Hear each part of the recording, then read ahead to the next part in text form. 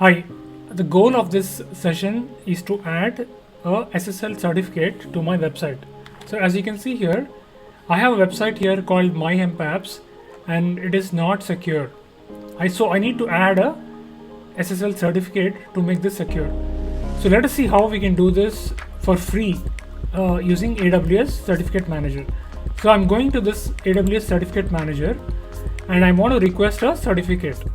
So in the certificates section, add domain names. I'm requesting a domain name myhempapps.com and also www.myhempapps.com.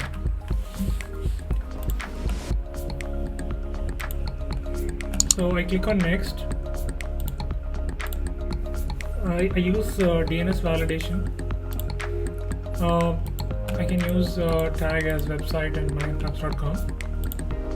Now, if you notice here, the validation method is DNS because I chose this for convenience because I already have the domain hosted in Route 53, and if I add a DNS entry here, it would validate the request.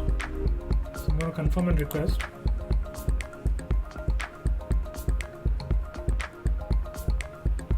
Continue. Now all I have to do is push these entries in my Route 53 CNAME records. So in order to complete the validation process, I just have to add an entry to my AWS Route 53 DNS which is of type CNAME. So I'm going to click on this and it will automatically add it for me, and also this one, and I just have to wait for 5 more minutes and then I'll have this as completed. Let us wait and see. So I waited for 5 minutes. I am able to see that the certificate has been issued, the status has changed to issued, and the domain name is myhempapps.com. So now I'm going to AWS Certificate CloudFront and I'm going to create a distribution. I'm going to select the web. I'm going to add the domain name. So this is my bucket where I've copied all the files related to my website, that is myhempapps.com S3 bucket. And I'm going to scroll down. I'm going to select viewer protocol policy as redirect HTTP to HTTPS. I'm going to scroll down further. There is a list of alternate domain names. So I'm going to add www.myhempapps.com and then myhempapps.com, and I'm going to use the custom SSL certificate which I just created, which is in the North Virginia region. So I'm going to click on this. I'm going to select myhempapps.com, and this myhempapps.com supports both of these domain names.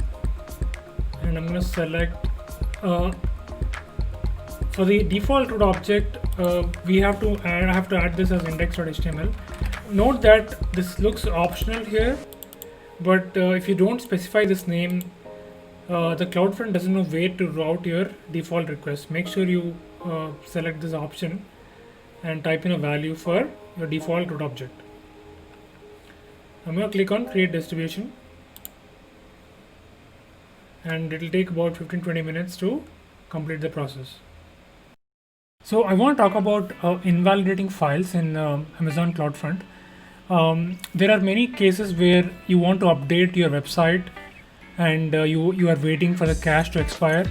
CloudFront cache expires in 24 hours. If you want to do it faster, if you want to invalidate your file faster, AWS recommends that you version your file names. For example, here in this case, there is a versioning of a file name, image1.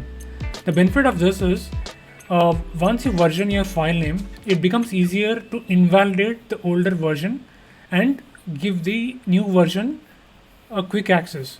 So that is advantage. So there is a big article here of the recommended way to do invalidate files.